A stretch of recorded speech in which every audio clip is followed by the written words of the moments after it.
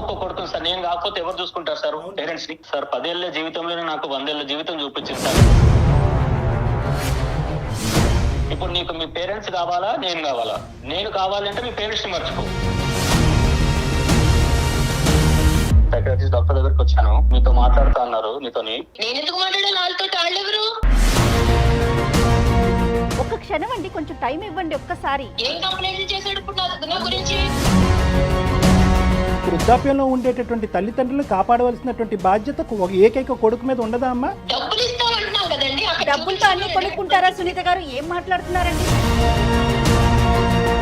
City life లో ఈ రోజు రేపు ఎవరో ముసలోళ్ళు మేరేసుకుని ఎవరో తప్పమ్మా సునీత. ఆ ముసలోళ్ళకి వస్తే ఎన్ని చెయ్యాలండి? ఎన్ని సాకరీలు చేస్తే అవుతాయి అన్ని? అయ్యో,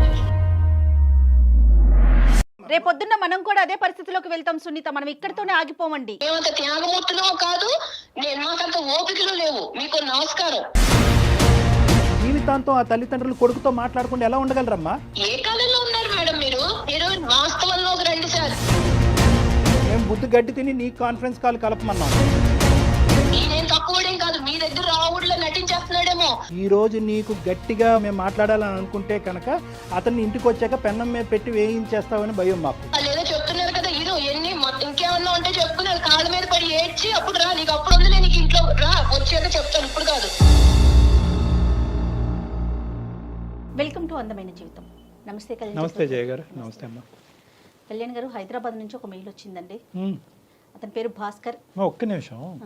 ఈ ప్రోగ్రామ్కి అందమైన జీవితం అనేటటువంటి ఒక చక్కటి పేరు నామకరణం ఎవరు చేశారు? ఎలా వచ్చింది కాన్సెప్ట్? ఫస్ట్ జీకే గారు, గోపాలకృష్ణ గారు, నేను, మన క్రియేటివ్ హెడ్ ఆయన నేను డిస్కస్ చేసుకున్నాం. ఇలా చేస్తే బాగుంటుందేమో, ఒక చిన్న ఐడియా, జస్ట్ ఒక లైన్ ఫామ్ అయిందండి.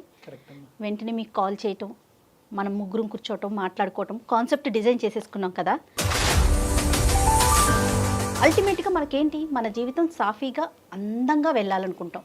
సో ఈ పేరు చాలా బాగా కనెక్ట్ అవుతుంది. ఇది చూద్దామా అన్నారు ఆయన. వెంటనే మన ఎండి గారు సుమన్ గారికి చెప్పడం, ఆయన కూడా సూపర్, గో హెడ్ అనేసారు. సో అలా అందమైన జీవితం స్టార్ట్ అయిందండి. చాలా సంతోషం అమ్మా. ఒక కాలర్ ఉన్నారండి, మనకి ఒకళ్ళు మెయిల్ చేశారు హైదరాబాద్ నుంచి. అతని పేరు భాస్కర్ అండి. ఉద్యోగం చేసుకుంటున్నారు, పెళ్ళయింది.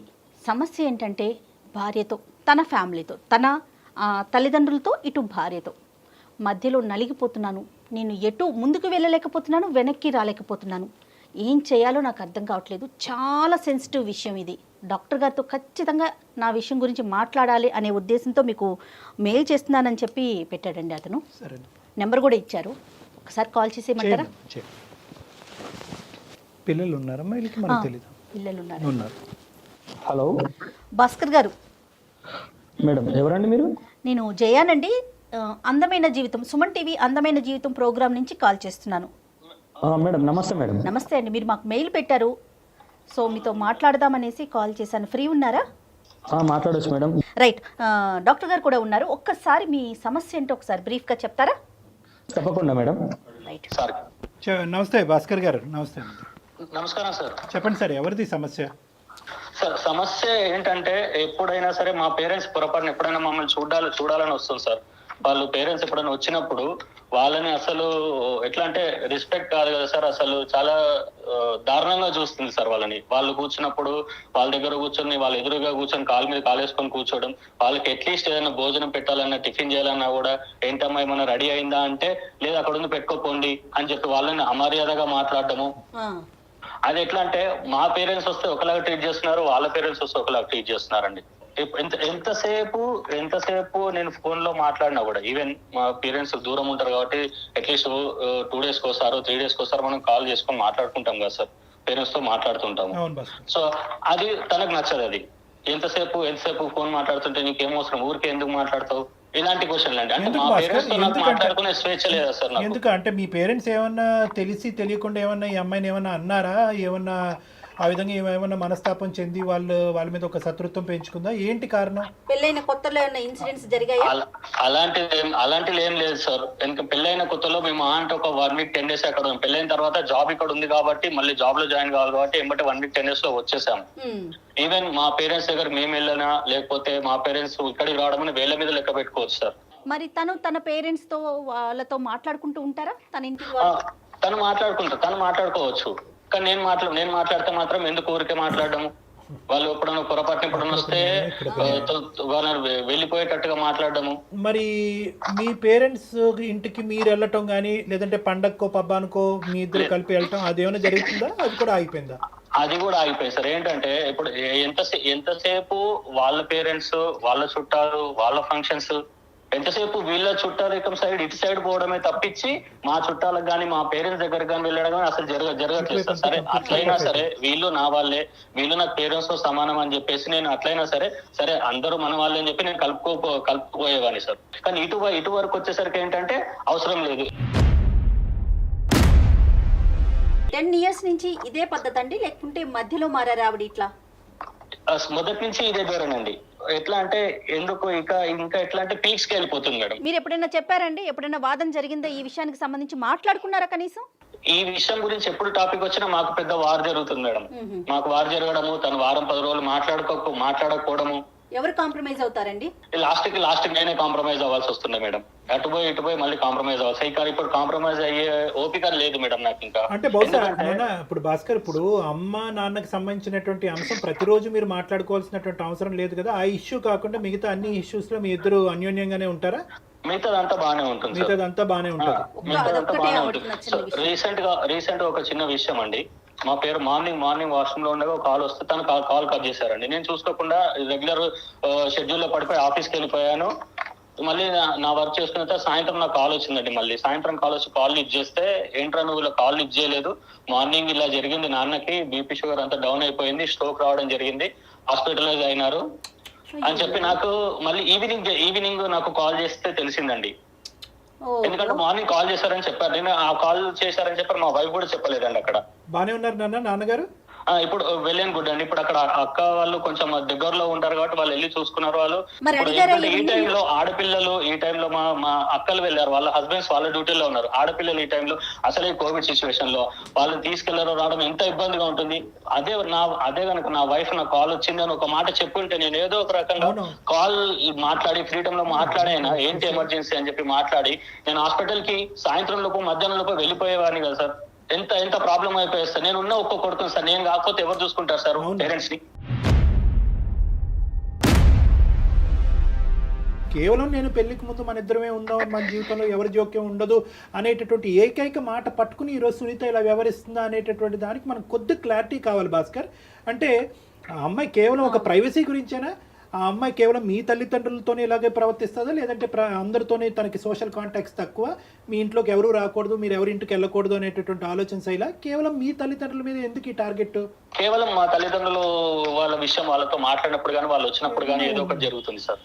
కాదు భాస్కర్, మరి అంటే ఎలాంటి సలహా కోసం మీరు మాకు మెయిల్ చేశారు? డాక్టర్ గారి వైపు నుంచి మీరు ఎలాంటి సలహాను ఎక్స్పెక్ట్ చేస్తున్నారు? మెయిన్ ఇష్యూ ఎక్కడ వచ్చిందంటే మేడం, ఇప్పుడు మా పేరెంట్స్ ఇలా జరిగిందని చెప్పేసి ఆ రోజు ఈవినింగ్ వచ్చి గొడవపడడం జరిగింది మేడం. నాకు చెప్పలేదు, ఎందుకు నువ్వు ఇలా కాల్ కట్ చేయడం జరిగింది అని చెప్పేసి ఆ రోజు చాలా పెద్ద గొడవ జరిగింది మేడం.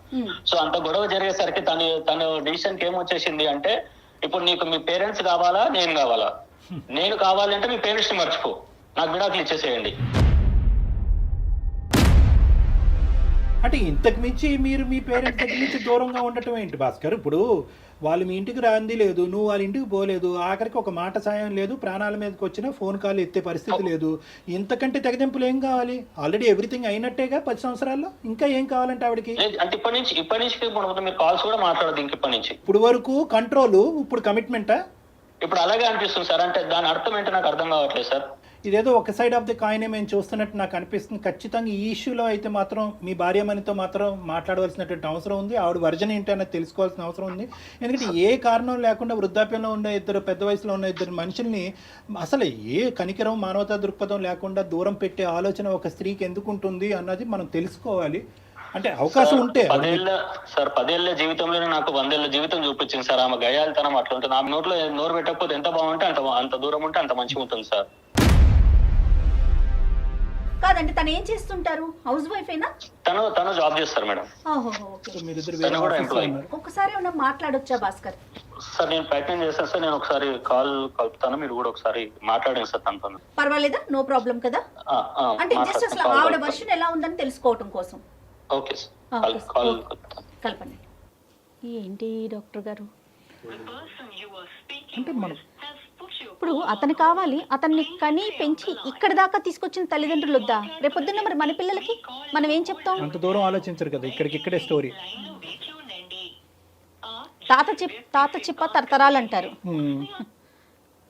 హలో హలో, ఏం చేస్తున్నావు? ఏదో చేస్తున్నాను. ఏంటి ఇప్పుడు? ఏం చెప్పండి. పిల్లలు ఏం చేస్తున్నారు? ఆన్లైన్ క్లాసులు జరుగుతున్నాయి కదా, కూర్చున్నారు అక్కడ. వాళ్ళు తెలుసు కదా, మళ్ళీ నన్ను అడుగుతావేంటి? అయ్యో, ఏంటి, ఎందుకు చేసావు? చెప్తాను సరే. నేను ఇక్కడ సార్ని డాక్టర్స్ దగ్గరకు వచ్చాను, సైకాట్రిస్ట్ డాక్టర్ దగ్గరకు వచ్చాను.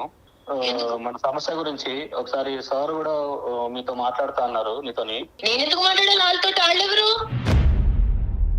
నాకేం సంబంధం వాళ్ళతోటి? నువ్వు వెళ్ళవు, నువ్వు విను. నువ్వు వాళ్ళు ఏం చెప్తారో నువ్వు విను. కాదమ్మా, కాదు సునీత గారు. ఓకే, వాళ్ళ నలుగురిని చేరేస్తున్నావు అన్నమాట ఇప్పుడు. అయ్యో సునీత వాళ్ళు గారు, చెప్పేది ఏంటో వినుకాస్తా నువ్వు. కదమ్మా ఒక్క సెకండ్ అమ్మా. అమ్మ సునీత, నమస్తే అమ్మా. నా పేరు డాక్టర్ కళ్యాణ్ చక్రవర్తి అమ్మ. నేను మానసిక వైద్య నిపుణుడిని ప్లస్ రిలేషన్షిప్ కౌన్సిలర్ని. నాతో పాటు జయ గారు కూడా ఉన్నారు, సీనియర్ యాంకరు. అంటే ఏంటండి చెప్పండి, ఏంటి ఇప్పుడు? ఏంటి ఇప్పుడు? ఏ వినాలి నేను ఇప్పుడు? అమ్మ నీ జీవితం సునీత గారు మీతో మేము ఏం మాట్లాడలేదండి. అప్పుడే మీరు ఏం వినాలి అనే ప్రశ్న వేసేస్తున్నారు. ఒక్క క్షణం అండి, కొంచెం టైం ఇవ్వండి ఒక్కసారి. చెప్పండి. కాదు సునీత గారు, ఏదో చిన్న డిస్టర్బెన్స్ నడుస్తోందని చెప్పి భాస్కర్ గారి ద్వారా మాకు తెలిసింది. అంటే మేము మధ్యలో వచ్చే ప్రయత్నం కాదు, కానీ అసలు జరిగిన సమస్య ఏంటి, ఎక్కడ మీరు హట్ అవుతున్నారు అనే కోణం తెలుసుకుందామని అంతే. ఎవరిని కూడా కించపరిచేటటువంటి ఉద్దేశం కానీ ఎవరి వైపు వేలెత్తి చూపెట్టేటటువంటి ఉద్దేశం కాదు. భాస్కర్ గారు ఏంటంటే మనస్తాపం చెంది 10 సంవత్సరాలు మా జీవితంలో ఒక ప్రాబ్లం వచ్చిందండి, కంటిన్యూస్గా అది నడుస్తూనే ఉంది. ఏం చెప్పుకున్నాడు ఆయన మీ గురించి?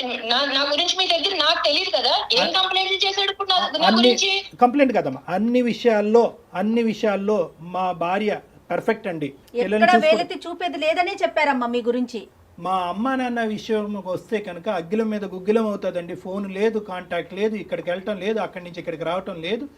వాళ్ళ తల్లిదండ్రులకు సంబంధించినటువంటిది ఒక న్యాయం, మా తల్లిదండ్రులకు సంబంధించినటువంటి ఒక న్యాయం. ఆడ పేరెత్తితే నేను ఎందుకు మండిపడతానండి? ఈయన ఏం చేశాడో మీకు తెలియదు, నా గురించే చెప్తే. నేను చేసేది, నేను మాట్లాడేది మీ అందరికీ కనపడతాను ఇప్పుడు కూడా. నాకేదో చెప్తామని చూస్తున్నారు. అందు గురించే ఈ కాల్ చేసాం. నీ వర్జన్ వినాలనే ఉద్దేశం. నువ్వు కోపంగా ఉన్నావు, గట్టిగా మాట్లాడుతున్నావు, మేమేమి అది తప్పుగా భావించట్లేదు. మీ మనసు మీకున్నటువంటి టెన్షన్స్ మీకున్నాయి.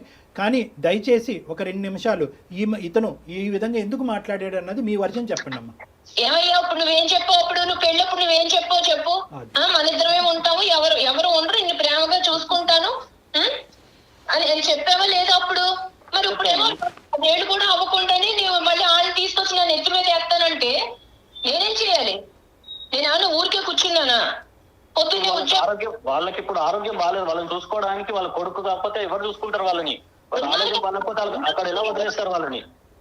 ఎవరో ఒకరు చూసుకుంటారు. మనుషులు పెట్టు. ఇప్పుడు నేను ఇక్కడికి తీసుకొస్తే నేను మాత్రం ఎక్కడ చూస్తాను? సాయంత్రం పొద్దున్న వెళ్ళిన దాన్ని సాయంత్రం 5, 6 కానీ ఆ ఉద్యోగం అవ్వదు.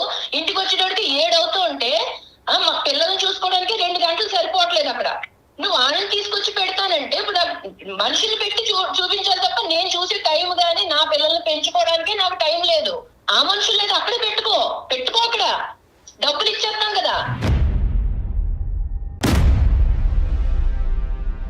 అమ్మ సునీత, కేవలం అప్పుడు పెళ్లికి ముందు ఆ మాట అలా అన్నాడనే ఉద్దేశంతోనే నువ్వు ఈ రోజు ఇలా ఉన్నావు అమ్మా? మాకు 1,00,000 ఉన్నాయి సార్ ఇక్కడ. మాకు పిల్లలు లేసి మేమిద్దరం బయటికి వెళ్ళి ఇంటికి వస్తేనే గానీ కుదరదు. పొద్దున్న సాయంత్రం పిల్లల్ని చదివించుకోవాలా, వాళ్ళని ఎలా పెంచుకోవాలి, పొద్దున్నే లెగాలి, ఇంట్లో వంటలు చేసుకోవాలి, పనులు ఇవే సరిపోతున్నాయి. కానీ మధ్యలో ఈ కరోనాలు, దరిద్రాలు ఈ ఒకటి సచ్చినాయి కదా. ఇప్పుడు అలా కదమ్మా, కరోనా ఉండొచ్చు సునీత గారు, కరోనా ఉండొచ్చు, ఏదన్నా ఉండొచ్చమ్మా. కానీ వృద్ధాప్యంలో ఉండేటటువంటి తల్లిదండ్రులు కాపాడవలసినటువంటి బాధ్యత ఏకైక కొడుకు మీద ఉండదా అమ్మా? డబ్బులు ఇస్తామంటున్నాం కదండి. డబ్బులతో అన్ని కొనుక్కుంటారా సునీత గారు? ఏం మాట్లాడుతున్నారండి? సారీ అండి ఇట్లా అంటున్నందుకు.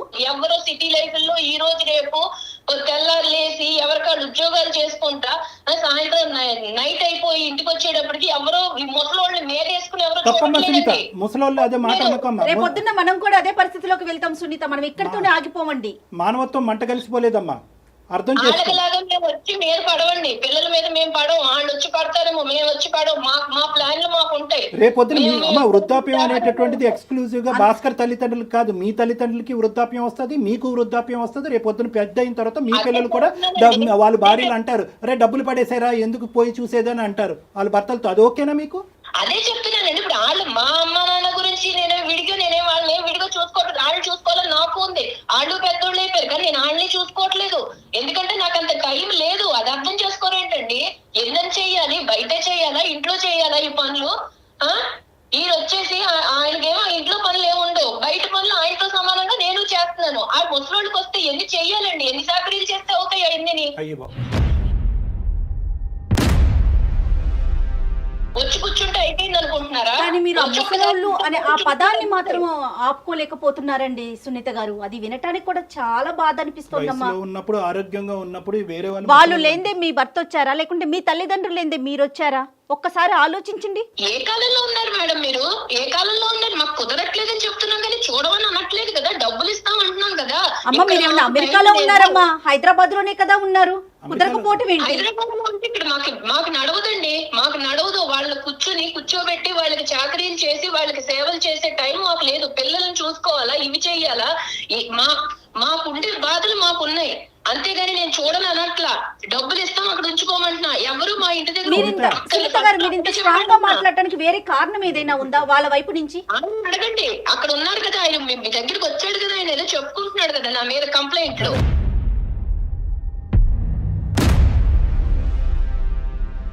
సునీత నీకు చేసింది ఏంటంటే ఈ విధంగా కేవలం వృద్ధాప్యంలో ఉండేటటువంటి వ్యక్తులకి పోషించడానికి మాకు టైం లేదన్నది ఒక్కటే కారణమా? లేదంటే వీళ్ళ తల్లిదండ్రులు ఏమన్నా నీకు తప్పుగా ప్రవర్తించారా, ఇబ్బంది పెట్టారా? ఇప్పుడు ఈయన తక్కువడేం కాదండి, ఈయన తక్కువడేం కాదు. మీ దగ్గర రావుడిలో నటించేస్తున్నాడేమో. ఈయన తక్కువడేం కాదు. వెళ్ళి 4 రోజులు అక్కడ ఉంటే వాళ్ళ అన్న కొంచెం ప్రేమగా ఉంటే చాలు, ఇక్కడికి వచ్చి మళ్ళీ వారం రోజులు నాతో మాట్లాడు. మరి నాకెలా ఉంటుంది?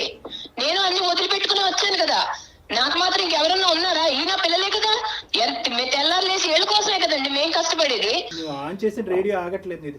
కాదమ్మా సునీత, ఇప్పుడు ఇక్కడ మాకు భయం ఏమీ లేదు.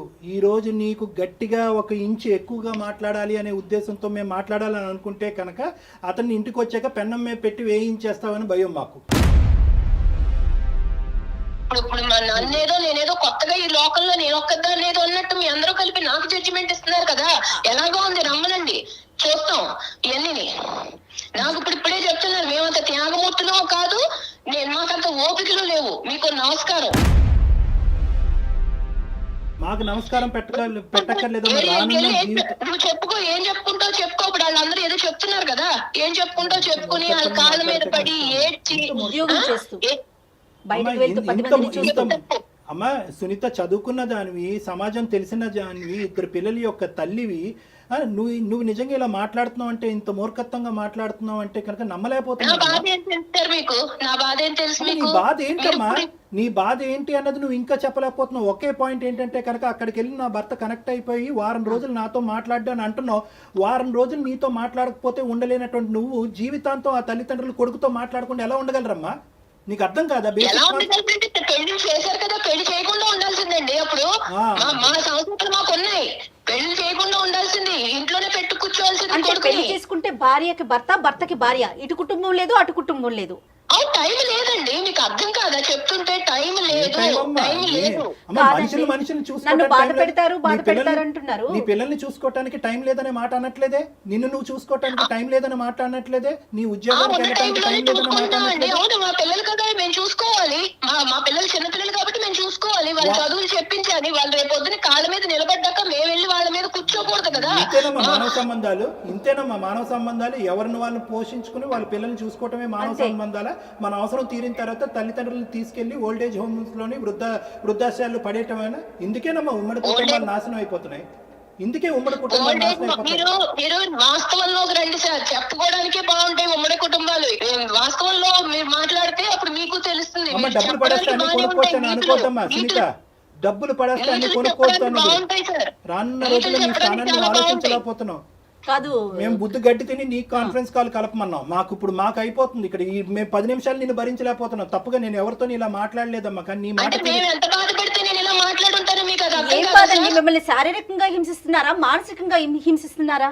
ఏం బాధపడుతున్నారో మీరు? మేము అనుకున్నట్టు ఆయన ఉండడు సార్, ఉండడు. తెల్లారు లేచి వాళ్ళ పాటే అమ్మా నాన్న ఏమైపోతున్నారు, ఇక్కడ మీ పిల్లలు ఏమైపోతున్నారు ఆయనకు అక్కర్లేదు. కాదమ్మా సునీత, ఒక్కసారి కొంచెం నిదానంగా ఆలోచించండి.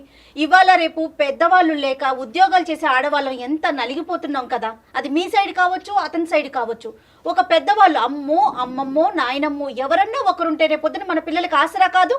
మాకు ఎక్స్ట్రా పని తప్ప వాళ్ళ వల్ల మాకు ఉపయోగం లేదు. నువ్వు అసలు ఒక్క నిమిషం 1 మినిట్ కూడా ఈ రోజు నుంచి నెక్స్ట్ రోజు గురించి ఆలోచించలేకపోతున్నాము. నీకు broad minded thinking, futuristic thinking లేదు. సారీ, నిన్నేమి నిందించట్లేదు, కానీ ఒక్క మాట మీరు చెప్తాను. సార్, ఒక్క మీరు నిమిషం. నాకు ఇచ్చే సునీత గారు. ముందు నా బాధ కూడా మీరు అర్థం చేసుకుని చెప్పుంటే బాగుండేది. మీకు అమ్మా, ఆయన ఏం అదే చెప్పాడో కదమ్మా. నా మీద తెలీదు. అదే కదా తల్లి, భాస్కర్ ఫోన్ చేసినప్పుడు ఏంటయ్యా ఇలా మాట్లాడుతుంది, ఒక ఆడదలాగా ఎక్కడో ప్రవర్తించేటటువంటి దానికి దాఖలాలే లేవు అని చెప్పి పొగుడుతున్నాడు నీ భర్త, నీ గురించి అన్ని ఇష్యూస్ లో బాగుందండి ఇది అది అని చెప్పి. నీ నోటి ద్వారానే ఈ రోజు నువ్వు నీ జీవితాన్ని చండాలం చేసుకున్నావు అమ్మా. ఇప్పటి వరకు నీ మీద మాకు ఎటువంటి నెగిటివ్ నా ఇంప్రెషన్ బాధ లేదు. చెప్పుకుంటే మీకు అలా అనిపిస్తుంటే నేనేం చేయలేను కదా. నా బాధ ఇది నా బాధ.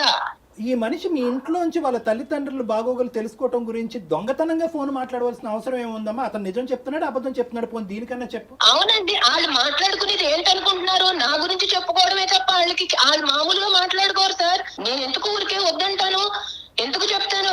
దాంట్లో ఒకటి జరిగేవి ఏంటంటే, ఇక్కడ నేనేం చేస్తున్నాను, నా గురించి కంప్లైంట్లు చెప్పడమే అతనికి పని, వేరే పని ఏమీ లేదు. అక్కడి నుంచి వాళ్ళు చెప్పినట్టు ఈయన నడుచుకుంటాడు ఇక్కడ. మీకేం తెలుసు ఎన్ని? అమ్మా అదే ఉద్దేశంతో మొన్న ఫోన్ కాల్ కట్ చేసావు. అతని ప్రాణాల మీకు వచ్చుంటే అమ్మా, పెద్ద ఆయన ప్రాణాల మీకు వచ్చుంటే ఈ రోజు నాకేం తెలుసు అండి, వాళ్ళు ఎందుకు చేశారో నాకేం తెలుసు. రోజు ఈ చర్చ కార్యక్రమాలు పెట్టుకుంటారని నేను కట్ చేశాను, అంతేగాని అడుగుంట్లో పోలేదని నాకు తెలుసా? తెలిస్తే కట్ చేస్తానా? కాదా మరి ఆ పెద్ద ఆయనకి ఏమైనా జరుగుంటే, దగ్గరలో ఆడపిల్లలు ఉన్నారు కాబట్టి హాస్పిటల్ ఏం జరగదులేండి, ఇప్పట్లో ఏం జరగదు. దివ్య భవిష్యవాణి ఏదో అంటారు, అన్ని ఉన్నట్టున్నాయమ్మా నీ దగ్గర అన్ని. అమ్మా ఐఎమ్ సారీ అమ్మా, జీవితం అంటే ఇది కాదమ్మా. భాస్కర్, ఇంకా సేపు నేను మాట్లాడితే నీ సిచ్యువేషన్ ఇంకా డిటీరియేట్ అయ్యేటట్టుంది. అందమైన జీవితం యొక్క పర్పస్ ఏంటంటే ఉన్న స్థితిని అలాగన్నా ఉంచాలి, లేదంటే కరెక్ట్ చేయాలి. ఉన్న స్థితిని దిగ్గజార్చేటటువంటి ఉద్దేశం మాకు లేదు. పెనం మీద నుంచి పొయ్యిలో పడే పరిస్థితిని మేము తీసుకురాము మిమ్మల్ని. సారీ అండి సునీత గారు, సారీ అమ్మా. ఏం చెప్తారు వాళ్ళు ఏదో చెప్తున్నారు కదా, ఎన్ని ఇంకేమన్నా ఉంటే చెప్పుకున్నారు, కాళ్ళ మీద పడి ఏడ్చి అప్పుడు రా, నీకు అప్పుడు ఉంది, నీకు ఇంట్లో రా, వచ్చాక చెప్తాను, ఇప్పుడు కాదు చెప్తాను రా కానీ అప్పుడు. భాస్కర్ సార్, ఇది సార్ తన వర్షన్. దీన్ని వర్జన్ అంటారయ్యా, దీన్ని వర్జన్ అంటారా? నువ్వు 10 సంవత్సరాలు భరిస్తూ ఒక్కొక్క మెట్టు దిగుతూ తల్లిదండ్రుల్ని దూరం పెట్టుకుంటూ వాళ్ళని ఇబ్బంది పెట్టి నువ్వు ఇబ్బంది పడుతూ ఇదంతా నువ్వు చూసేటటువంటి పిల్లలు ఏమి నేర్చుకుంటారు? రైట్, ఓకే, అమ్మకి నాన్నకి కూడా ఇదే సినిమా చూపెడదాం రానున్న రోజుల్లో అని చెప్పి నీ కొడుకులు అనుకోరా? సార్, పెళ్ళైనంత మాత్రాన మొత్తం అంతా పూర్తిగా భార్యకు లొంగి ఉండాలా సార్? ఆ ప్రశ్న మీరు ఇప్పుడు కాదండి, 10 ఏళ్ల క్రితం మాట్లాడాల్సిన ప్రశ్న ఇది. 10 ఏళ్ళండి భరించేది. Starting trouble, ending trouble. Starting trouble ని సెట్ చేసుకోకపోతే ఎండింగ్ ట్రబుల్. కళ్యాణ్ గారు, అసలు ఆవిడ వర్షన్ ఏంటండి? ఎటువైపు ఆలోచించట్లేదు తను. ఆవిడకి ఏదో ఒక విచిత్రమైనటువంటి వ్యక్తిత్వపరమైనటువంటి లోపం ఉందబ్బా. పర్సనాలిటీ డిసార్డర్స్ అంటారు వీటిని. ఏం చేయమంటారు సార్? నాకు ఒక మంచి సొల్యూషన్. అంటే ఎలాంటి డెసిషన్ తీసుకుందాం అనుకుంటున్నారు భాస్కర్ మీరు? నేను కావాలంటే వాళ్ళని వదిలేయండి. ఓకే, తన వర్షన్ కాదు, ఇక్కడ కూడా మీరు తన వర్షనే చెప్తున్నారు. మీ వర్షన్ చెప్పండి. ఇక నేను భరించలేను మేడం. నేనైతే వదిలేద్దామని డిసిషన్ తీసుకుందాం అనుకుంటున్నాను. విడిపోవాలనేటటువంటి ఉద్దేశంతో మేము చెప్పట్లేదు, కానీ అది నిజంగా మీరు చేసి చూపెట్టాలి. అంటే నేను ఇంకా భరించలేకపోతున్నాను అనేటటువంటి దానికి యాక్షన్ ప్లాన్ కావాలి. ఇక్కడ తల్లిదండ్రుల్ని కాపాడుకోవటం అనేది మీ బాధ్యత. రేపొద్దున మీ పిల్లల్ని మిమ్మల్ని చూస్తారా చూడరా అనేటటువంటి అంశం తర్వాత పెట్టండి. మీ తల్లిదండ్రులు మీకేం అన్యాయం చేయలేదు, మీకేమీ తక్కువ ఇవ్వలేదు. మీ తల్లిదండ్రులు ఎప్పటికీ కూడా మమకారం, ప్రేమతోనే మిమ్మల్ని ఇప్పటి వరకు పెంచి పోషించారు. పెళ్ళి అనేటటువంటి ఈ అంశం వాళ్ళ జీవితానికి ఒక శాపం కింద మారిపోయింది. కాబట్టి వాళ్ళని కాపాడుకునేటటువంటి ప్రయత్నంలో మీ ఆవిడికి ఒక గట్టిగా బుద్ధి చెప్పేటటువంటి ప్రయత్నం చేయండి. అంటే కొట్టండనో తిట్టండనో హింస పెట్టండో అని చెప్పట్లేదు. నేను మా తల్లిదండ్రులకు స్థానం లేనటువంటి నా జీవితంలో నీకు కూడా స్థానం లేదు అనేటటువంటి వార్నింగ్ ఇచ్చి మీ పిల్లలతో పాటు మీరు దూరంగా ఉండేటటువంటి ప్రయత్నం చేయండి. సో ఒకసారి బెదిరించమంటారా? అంటే దాన్ని బెదిరింపు అంటారా, లేదంటే ఒక విధమైనటువంటి ట్రీట్మెంట్ అంటారా అనేది మీకు వదిలేస్తున్నాను. అంటే ఆవిడకు ఒక శిక్ష పడాలి. శిక్ష పడాలి అంటే కనుక కుటుంబం అనేటటువంటిది ఎప్పుడు కూడా నీ చెప్పు చేతల్లో నీ కాళ్ళ కింద చెప్పులాగే ఉంటారు అని అనుకోవద్దు. నాకు ఒక అహంకారం ఉంది, నేను ఒక మగాడిని, నేను ఒక ఇద్దరు తల్లిదండ్రులకు ఒక కొడుకుని, నేను మగాడిని అనేటటువంటి ఆలోచనతో, అంటే మగ ఆడిన అనేటటువంటిది నేను వ్యత్యాసం చేయట్లేదు, కానీ ఆవిడకి ఈ యాంగిల్ చూపెట్టాలి అంటే మీ విలువను తెలియజేయమంటున్నారు. మీ విలువను తెలియాలి అంటే కనుక దూరంగా ఉండి కొంతకాలం మీరు లేనటువంటి లోటునే ఆవిడకి అర్థమయ్యేటటువంటి విధంగా చూపెట్టండి. అంటే మళ్ళీ ఆవిడ మాట తీరు చూడండి, ఈరోజు ఏ విధంగానూ కాంప్రమైజ్ కాదాయే. కాన్ఫరెన్స్ కాల్ సునీత కలపమన్నాం, అక్కడి నుంచి అసలు వాళ్ళ తల్లిదండ్రులు కలిపి ఉంటే కనుక వాళ్ళు కొడుకుని దూరం చేసుకుని ఎంత బాధపడుతున్నారో అక్కడ అసలైన వర్జన్ తెలిసి. నాకు ఇంకొక విషయం ఏమనిపించిందో చెప్పనండి, సునీత తల్లిదండ్రుల పెంపకం ఎంత అధ్వానంగా, అంటే ఒక తల్లిదండ్రుల పెంపకం గురించి మనం ఇంత ఓపెన్గా చెప్పుకోకూడదు, కానీ ఆవిడకి ఏం విలువలు నేర్పించారండి? వాళ్ళు ఏమైనా చెప్పడానికి ట్రై చేశారా భాస్కర్? ఒక లాస్ట్ క్వశ్చన్, వాళ్ళు మీ అత్తగారు సునీతకి ఏమైనా చెప్పడానికి ట్రై చేశారా? అలాంటివి చాలా జరిగాయి సార్, చాలా జరిగాయి. అవి అప్పటి మట్టికి అవి అంతవరకే ఉంటాయి సార్, మళ్ళీ తర్వాత సేమ్. రైట్ భాస్కర్, ఒక్కసారి డాక్టర్ గారు చెప్పింది ఆలోచించండి, త్వరపడండి, మంచి నిర్ణయం తీసుకోండి. Thank you madam. చక్కని డెసిషన్ తీసుకోండి, చక్కగా ఉండండి. Thank you sir. All the best Bhaskar. Thank you thank you sir.